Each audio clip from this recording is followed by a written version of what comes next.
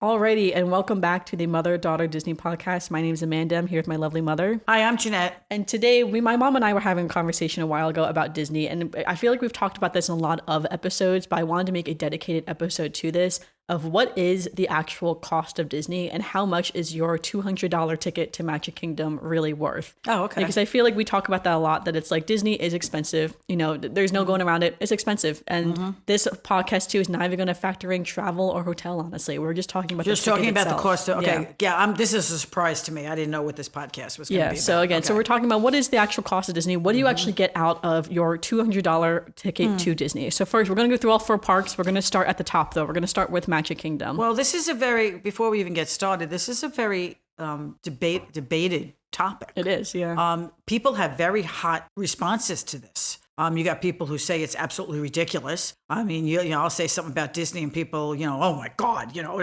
and then you got people who really believe that they're getting what's worth. So it's a very hot topic. No, it definitely is.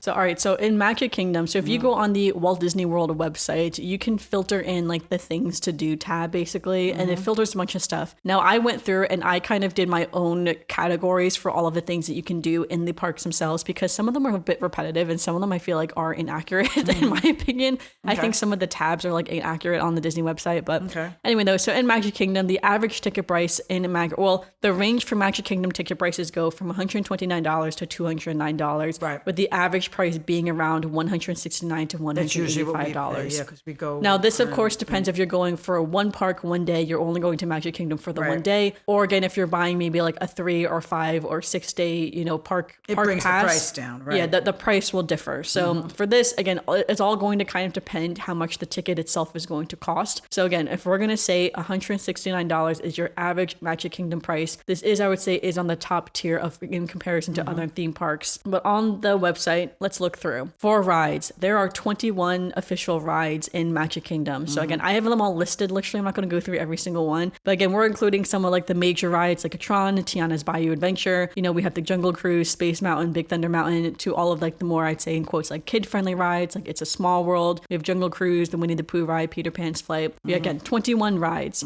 For entertainments. So for entertainment, these are things like the Casey Jr. Splash and Soak Station. This is like some of the smaller shows you can see, like the Dapper Dan's, the Casey Corners Pianist. You also have all the Fab 50 character collections as technically considered entertainment on the website. You have the Pirates Adventure, the Treasures of the Seven Seas. This is one of those things where you get this like brochure basically, and you do this little scavenger hunt in Adventureland. Right. You have the Smellephants on Parade, which is in the big circus area where you can do, we've never done it before, but you can apparently you smell different things and you're supposed to associate the smells with something. I think it's more for kids, I say. Yeah, they put that in after you were an adult. Again, you have the Swiss Family Treehouse, which is kind of like a walkthrough thing. A lot of stairs on that's for sure. Oh, God, we did that. But again, that's the kind of entertainment. So again, you have your 10 entertainment items. Of course, we have our shows. You have the Country Bear Musical Jamboree. You got the Hall of Presidents. You have Mickey's PhilharMagic, Enchanted Tiki Room, things like that. We have our 7 different shows. A lot of meet and greet opportunities. You can meet Ariel, Aladdin and Jasmine, Cinderella, the Fab Five, of course, Peter Pan, Tiana, Pooh and Friends. And then we have 2 full parades that last about 15 minutes, I would say. You have the Festival of Fantasy Parade. And then in the evening, you have the Disney Starlight Dream the Night Away Parade. And then, of course, in the evening, we have the Happily Ever After fireworks. Right. So if we're counting all of these items into here, that is 48 items, I say in quotes, that you could potentially do in a day. Damn. So if you divide that by your 169 ticket price, that is $3.52 per item that you are paying for all of those items. And again, if we just look at the rides themselves, that would be $8 per ride for your ticket price to go on all 21 rides. Now, of course, you're not going to do all of these things. Not in one day. It would be almost impossible to do all of these things, if we're being really honest. But I would say you could get through at least half of them. I mean, like if we're being really honest. So it's like, just to say, in your ticket price, there is just so much that you can do though. It's like the potential for the activity for fun is there. Also, we're not even factoring the park hours themselves. The parks typically open at 8 and they close around 9. So again, you have almost a full 12-hour day where you can Some days you have even more. Yeah, sometimes you have even more. Or again, if you have early extended hours, hours, or if there's, certain things, you can have even more time to fill in your day and do all the things that you kind of want to do for the day for the price that you're paying for this park. So let's move over to Hollywood Studios. Now, for Disney World, Disney classifies the parks according, if you look at pricing at least, and this goes for also for Lightning Lane too. And I realize Lightning Lane is not, of course, factored into here. But if we're going for, again, just the price of parks, typically the prices are always Magic Kingdom is first, then Hollywood Studios, then Epcot, then Animal Kingdom. So in theory, that was how you would rank. That's how Disney ranks and sees the values of their own parks. Oh, okay. Because then Hollywood Studios is always next, which always surprises me because I would have always assumed it would have been Epcot would have been next, but it's not. It is Hollywood Studios. Okay. So Hollywood Studios average ticket price is $124 to $199, with again $164 being around the average, which is pretty similar to Magic Kingdom, honestly, for Hollywood Studios. Which is mainly surprising because Hollywood Studios actually has the area, I say in quotes, numbers wise of the things to do less than Magic Kingdom has. It's the theming. It does. That makes a difference when somebody says, is it worth the money? Yes. So the thing with Hollywood Studios as well too is that Hollywood Studios as a park in general, I would say was always more show oriented before ride oriented. And that just goes from the history of Hollywood Studios in general, just how the park had operated, again, just about being show business, about being the movies. So in total, we have 9 official rides in Hollywood Studios. This of course includes Slinky Dog Dash, Aliens Rolling Saucers, Star Tours, Toy Story Mania, the Star Wars ones, of course. And then for shows, there are 7 shows. So we have Beauty and the Beast Live, the Disney Junior Mickey Mouse Clubhouse Live, the new Disney Villains Unfairly Ever After. You got the Frozen Sing-Along, the Little Mermaid ride, the Indiana Jones ride. So again, if we're counting all of the rides and shows for this one and we're dividing it by your 164 price, it comes to $10.25 per item that you can do. Now I would argue because there is less to do in Hollywood Studios, you can actually do more in that sense because, again, just the time of day that you have there. And this is even including your entertainment. So of course you have the Green Army Drum Corps that goes through Toy Story Land. They call them the Holly Groove Swinging, which I didn't know that was their names, and also the Record Setters. Those are the people that are on the Sunset Boulevard and Hollywood Boulevard that do the shows there. You also have Walt Disney Presents, which is kind of the museum that they have in there for Walt Disney himself. It's like a walkthrough museum, which is really cool. We have done that before. And again, not even including all your meet and greets. So you got your meet and greets with Darth Vader, Ariel, you got the Fab Five, there's one for Joy, Olaf. A lot of the Pixar pals will come out in different areas as well too, mainly from the Incredibles recently I've been seeing. Oh, okay. And then of course you have all the Toy Story characters you're also able to meet and greet with too in Toy Story Land. Again, this is not even including Fantasmic. So that is their main nighttime spectacular show is Fantasmic, a very beloved, very famous show, I would say overall. Again, lots of things to do in Hollywood Studios. All right, so if we go on to Epcot, unsurprisingly, Epcot has the most you can do in any of the 4 parks. And that is mainly because of the World Showcase, just because the World Showcase entertainment, all the shopping, they have so much to do in the World Showcase. So Epcot is $119 to $194 for a ticket, with averaging around $154. Again, if we're looking at Epcot, there are 10 official rides. So again, that would come to $15.40 per ride. But for the rides, that includes things like Frozen Ever After, the Grand Fiesta Tour, Figment, Mission Space, Remy's Ratatouille Adventure, Soarin', Spaceship Earth, all of the fun rides, Guardians of the Galaxy, of course, too. Actually, there's 11 rides. Test Track is not on here. Wow, I messed up. I didn't even put Test Track. That is my bad. How did I miss Test Track? So that ends up, so it's a little bit less per ride, all things considered. All right, so when we go to entertainment, there is 19 different things I counted towards entertainment in the Epcot park. This includes things like the American Heritage Gallery. Oh, I'm going to say that wrong. The Bichukasukan Gallery that is in the Japan Pavilion. You have all of the coral reefs, the whole aquarium that's in the entire park too. Again, you have the Dreamer's Point, that's the statue of Walt. You have the Gallery of Arts and History, that's in Morocco. The House of the Whispering Willows, that is in China. You have the ImageWorks, the What If Lab, that's actually a bit more interactive. That is in it's like right after the Figment ride. You have Journey of Water, which is a walk-through water attraction. All of the Kid Cot fun stops, I counted that as 1, but in theory, that's 11 Kid Cot fun stops so you can do. Again, almost every single pavilion has some kind of walk-through, like mini museum, I would call it. Yes. So again, the Mexico Folk Art Gallery as well too, that all pays homage to whatever the culture is. And then as well as a lot of them have mini shows as well too, so that comes into my shows here. So for shows, shows. I counted 17 different shows as well. So you have those acrobats in like the Communicore Plaza. You have the American Garden Theater that plays actual music. Very often, very famous people will come and play actual music there. You have Reflections of China, Turtle Talk with Crush, the Voices of Liberty, the very famous a cappella group that sings. You have the UK Pavilion and the Canadian Pavilion that have these smaller stages, but will play live music from bands from those countries. Right. We have the Disney and Pixar Short Film Festival. Again, this is just naming a few. I'm not even going through all of them because we'd be here forever if I was just listing all of them. And that's not even including all the meet and greets you can do at Epcot. Right. Because Epcot, again, because of the World Showcase, has so many meet and greet options. You have Anna and Elsa. Has theirs. Yeah, Anna and Elsa. You have Pooh and Friends. You have Alice in Wonderland. Asha also does things. She's from Wish. You have Belle, Donald's in Mexico. You have Figment, Mulan, Jasmine, Snow White. You can meet Star-Lord, which I think is so funny, but you can meet Star-Lord by the Guardians of the Galaxy ride. Okay. For some reason, I also put the manatees in here too. I don't know why I put the manatees in meet and greet. I think they meant to be an entertainment and I just got confused. But the manatees, you kind of can meet and greet with them too, because when you go up to them, they all have names and they're all very specific. Names and there's somebody there sometimes telling you all about them. Yeah, again, we're not even talking about, you can see the sea turtles, you can see the sharks can actually and rays. dive with them. Yeah, there's dolphins and stuff too. Again, that's not including all the fish that you can meet as well. And then of course, their nighttime show is Luminous, the Symphony of Us. So again, there is so much going on in Epcot. Again, if you include all 60 of those items, it would come down to $256 per item, which is just wild to think about. So all right, and then up next we have Animal Kingdom. So Animal Kingdom, of course, I say in quotes, technically has the least to do, but that is because you simply cannot quantify seeing the animals in like a number, because there are just so many animals to just Encounters, see. yes. Yeah, because again, at the end of the day, I've heard this a lot from a lot of people, and I would agree to it, that Animal Kingdom is just a glorified zoo at the end of the day, and to a certain extent, it kind of is, because your main thing you're going for is the animals. It is a zoo, yes, but it's a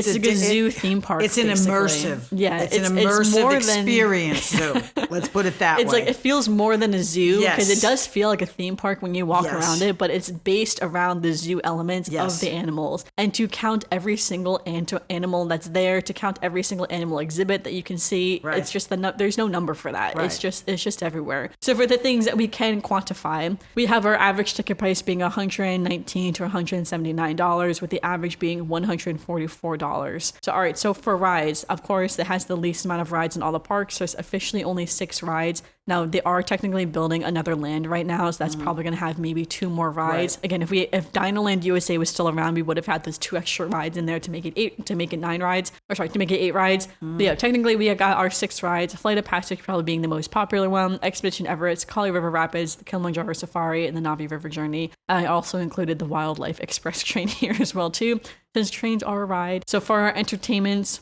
I'm not even talking about the animals right now. You have the Animal Care Conservation Station, where they talk you through how they actually take care of the animals. You also have Bluey's Wild World too. Yeah, so you can see Bluey as well too. You have the Harambe Village Street Band, so will come out, the Tam Tam Drummers of Harambe. There's also the Via Gaia Street Band as well too, that sort of, they walk around a little bit more. You can also do the Wilderness Explorers. So that is where you get this like brochure sort of, and you walk around and you do to all the stations for Wilderness Explorers, and you get the little badges for that as well. Of course, we have all of our shows. We have the Animal Encounters, Winged Encounters. We have the Feathered Friends in Flight, Festival of the Lion King, the Finding Nemo show, the Zoo Together, Better Zoo Together, which is very hard to say because it's fake words. And then of course we all got our meet and greets too. I feel like Kevin is probably the biggest one, ironically enough, which is the bird from Up. Yes. That is you know what it is? He walks around. Everybody can't miss him. He does. He walks around. Yes. You have, I forgot to write down her name, but it's the lady who's in all like the greenery. She walks around too. Of course, you can still meet the Fab Five. Moana technically has a meet and greet too, as well as the Zootopia characters are also doing meet and greets as well. And then also, depending upon the time of year, there is the Tree of Life Awakenings show. So this is a projection show that's on the Tree of Life. Now this show is technically not year round though, because it depends literally just on the sun. So what time sunset is, just because out of all the parks, like I said, you have hours to spend in these parks. Animal Kingdom does have less hours than the other parks, just because it must close at sundown. And so at sundown, the park closes. Again, sometimes they'll stay open just a little bit after sundown for shows like the Tree of Life Awakenings. Or again, sometimes they do some things at night with, in Pandora, because it's all bioluminescent in Pandora. But for the most part, right after sundown, Animal Kingdom closes for the safety of the animals. So that is just so, the animals have, better eye on the animals, safer for the guests as well too. So it's all based on the animals, which I really love about that. But again, We can't even quantify the animals. It's so hard to quantify how many exhibits. You have the Oasis Springs exhibits. You have the Maharaja Trek. You have the Gorilla Falls Trek. You just walk through the whole I was going to say, just when you walk around, there's animals there's everywhere. Ducks and otters and things. Yeah, and like stuff. when you're on Discovery Island, there is little exhibits for all the animals all around. Again, all in the Oasis. Lots of information. It tells you all about them. Yeah, everything. all around. And it's just so fun and so magical in that sense that you can learn so much about the animals. Even in the queues for the rides, you have animals in the queues, which is just wild to think about. If you want to see some of these animals, you got to go into the queue and just like you get to see it when you're just on the queue. Like it's just wild to think about how many animals are in here. So again, Animal Kingdom, again, in theory and numbers wise, has less to do, but I actually think it has more to do because it is hard to just quantify. It just keeps you busy. Yeah, you're not running from place to place. You can just stop. Yeah, you're there to appreciate and to learn about the animals, to do your own walkthrough of their exhibits, to learn more about the animals. Like you're right in there. Yes, that's all I'll say. Again, all these things that I mentioned, again, other things that are included in the park tickets that's not, like, say, a thing to do on the official Disney website. It's just the ambiance in general, just walking around the parks, appreciating the parks for what they are. So again, for instance, at one point, Cinderella's castle was the most photographed thing in the world, is what they said, specifically on Instagram. I can see that. Okay. Specifically, that was a statistic from Instagram. When Instagram first launched, it was the most photographed location tab on Instagram was Cinderella's castle, because everyone wants a photo with Cinderella's castle. Everyone wants a photo with the Epcot Ball, with Tower of Terror, with the Tree of Life, you know, the major things in these icons, parks. Right. Again, and that goes too with all of the other ambiance as well too in the parks, especially in Epcot. There's a lot of historical buildings that are replicated in Epcot that are, of course, smaller than what they are in real life. You go to Europe, you come back and go, oh, I saw that. Yeah, it's like, well, I saw that at Epcot. It's just you walk around Epcot, it's like, wait, this is literally what's in Epcot. It's like after we went to France for the first time and came back and went to the French Pavilion, we're like, wow, this is literally what it looks like in Paris. Right. This is how Paris actually is. Yeah, when you walk along the river. Yeah, it sounds like shocking and sounds silly once you say that out loud, but I'm like, but that's why they made that park the way it is, was to be based on the actual cultural references. Yes. And that all is part of the ambiance, is to appreciate the ambiance. Same thing when you go to Animal Kingdom, all the things in Africa and Asia, again, are based on the cultural areas that may be very expensive or difficult to get to in real life. And that even goes for Hollywood studios too. They're bringing to life the fictional areas of the Star Wars Galaxy's Edge land of you know, well, I guess Batuu again. But there as of right now, Batuu isn't really in any of the Star Wars like movies or anything like that. It's a different planet. But anyway, though, they're bringing together again Batuu and also the Toy Story land, Andy's backyard. Like, how fun is that? So, and you have your ambiance, you have all your decor as well. You have all your photo ops, all the Disney transportation as well too. I would also include in this, just because some people love transportation. When we went on my bachelorette, my friend Allison, her number one thing was going on the monorail and going on the Skyliner. So we went on those Disney transportations and she loved them. She thought they were so fun and so cool. And I'm like, honestly, I would agree. The Skyliner is a very unique way to travel.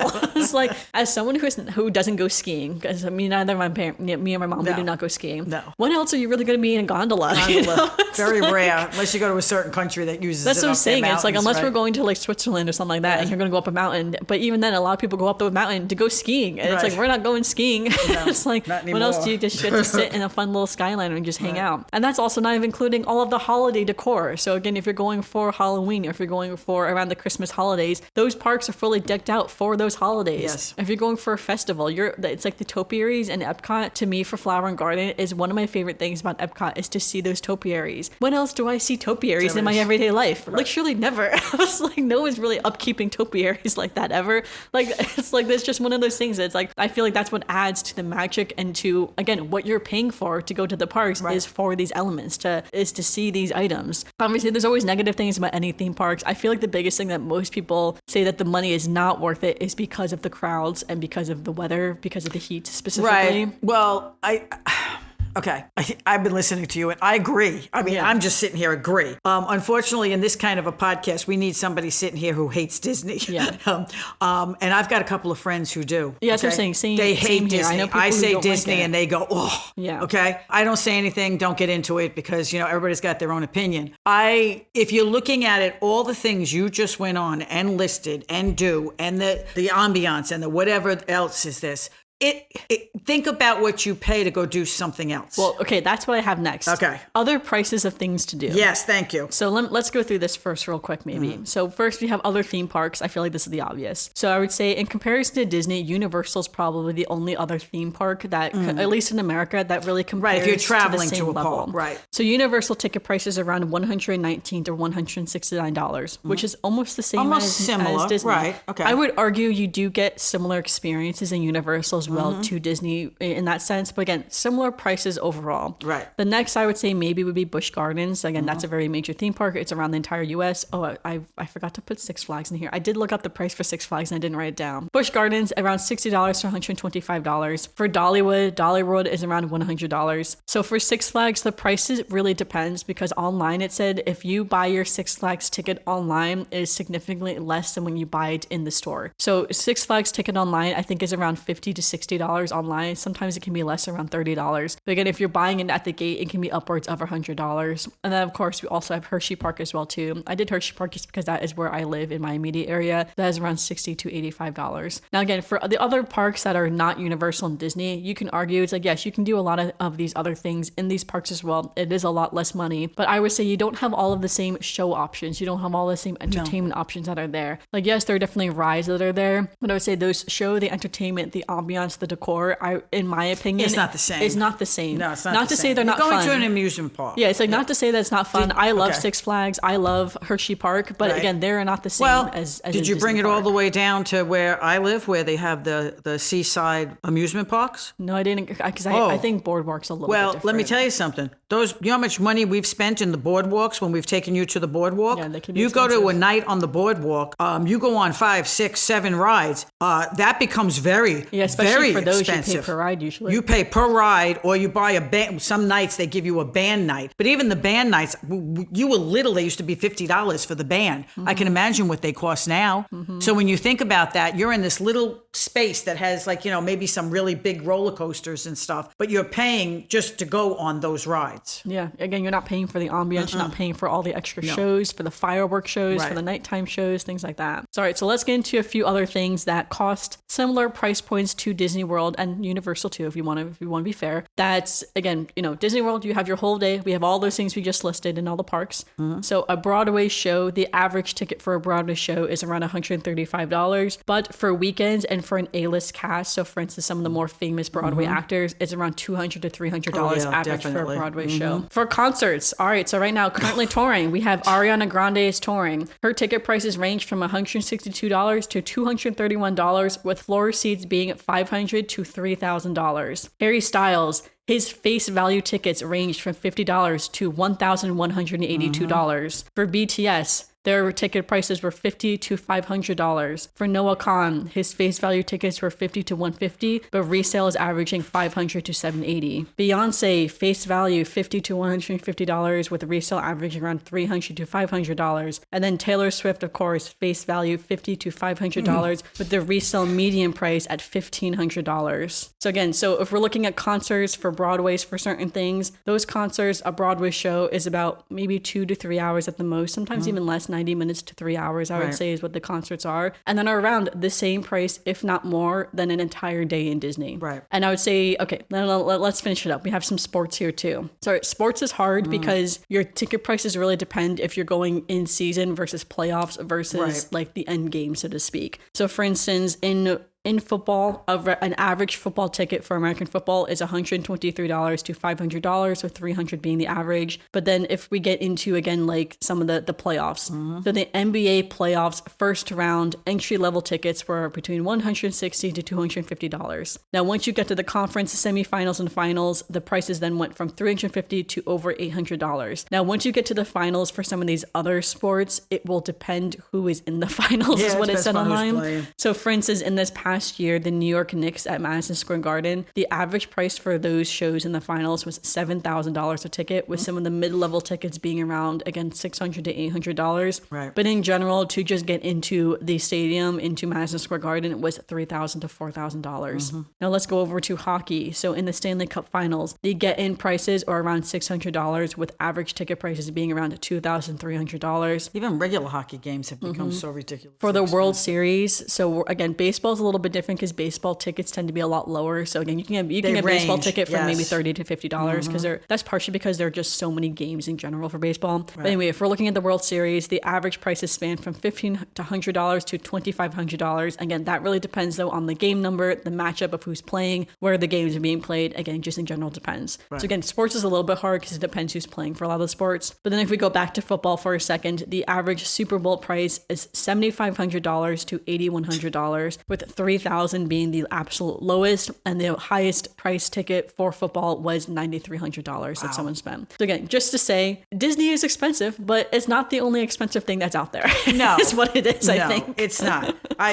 And like I said, playing the devil's advocate on the other side, it's whether you want to go to Disney or you want to go to the Super Bowl. It's like, what do you want to do with your money, what do you with want your to do? time? What do you enjoy? What do you? But you cannot say, "Oh my God, Disney's so expensive; it's ridiculous." Okay, people should not say that. I believe people should not say that because you don't know. Okay, if you're saying that, you are not up on Disney. You are not a Disney person. You don't go to Disney. You just look at the prices and go, "What's the matter with you people? How are you paying that kind of money to go to a Disney vacation?" Okay, I think that those are the people mostly saying it's not worth it. Yeah. Again, I realized too in this episode I didn't factor in travel and hotels, but people travel and get hotels for concerts, for sports shows as well too, for other things. So Disney's not the only thing that you need to travel. No, and, get and a there are a hotel lot of for, people who but- don't have to travel to go to the Disney parks. They could just drive over there or do whatever, whatever. Like I said, I think it's a matter of I would never pay. What do you value? Yeah, Yes. it's like, what people do you value? will say, I'd never pay that kind of money. That's ridiculous. It's what you value and how you value it.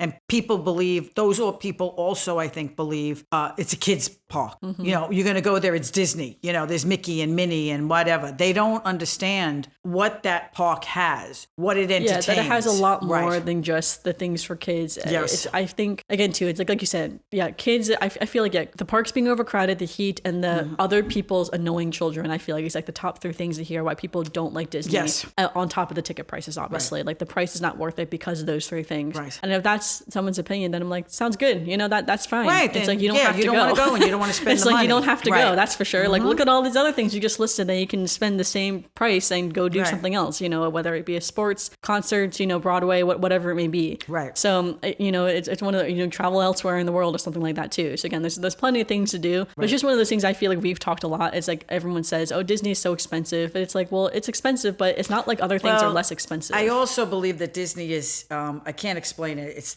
how do I want to, I want to say it the right way. It kind of puts itself out there to be criticized. Yeah. I think that's the problem. I think anything at the top is always going to be criticized. Like if you think of any major actor or movie director or sports team. Any major or concert. Like, show. when people paid money to go see Taylor Swift. Yeah. Okay. Or people pay money to go see the Super Bowl.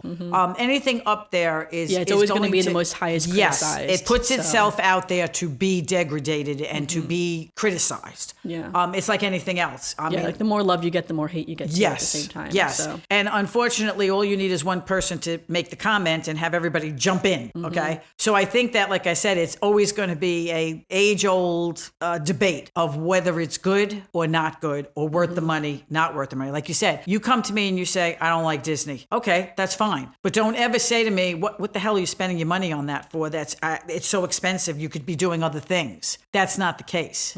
Yeah. So just to say, it's like, again, there's a lot of stuff to do in the Disney parks. I think, again, in my own opinion, that's why we have a Disney podcast. For what you pay to get into the parks, I think you get your So worth much out to of it. do. There's so much to do. There's so much potential for fun. There's so much potential for doing things. Is it crowded? Are there a lot of kids? Is it hot? It's like, yeah, sure. But for me, that doesn't bother me enough to not enjoy my time there. Because at the end of the day, And any hotel you stay in around there, you don't have to be in the park all day long either. yeah, you can go. If do you're other going things. to Disney, you can go to Legoland. I didn't even right? put Whether Legoland you on here.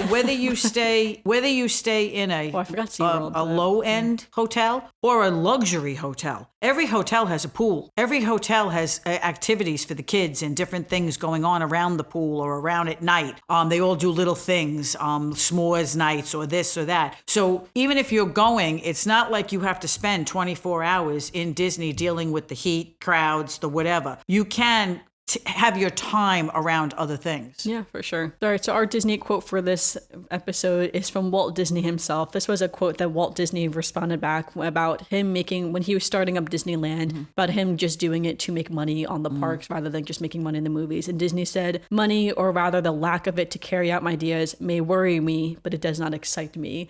Just to say that when he initially created Disneyland, the first park, it was because he wanted a place to go with his kids where adults and kids could be together, to have a place that was joyful, that was safe, that was very fun, that was very whimsical and magical. Like, again, the Disney bubble, so to speak, is what he wanted for him and his own daughters. Right. And that's what we said too. He had the idea for Disneyland while watching his daughters on a carousel. That's kind of where it all started. Yes. So was it the idea to initially make money? In theory, he lost a lot of money. Yes, I know. If you look back historically, he lost a lot of money. A lot of people did not believe that he should be doing theme parks. He should have been focusing on the animation and the movies that he was already doing in that time. So again, not to say he did make money. Obviously, it is a business. You need to have some kind of profit to keep yourself going, so to speak. Which is to say, it's just interesting to see that, again, you do need money to make your dreams come true. But at the same time, I do think the core of when Disney was started, or for the parks specifically, was the idea to create that space for families. Yes. So, now it has become a different corporation. Yeah. Again, obviously it's grown. Walt passed and if away, they keep up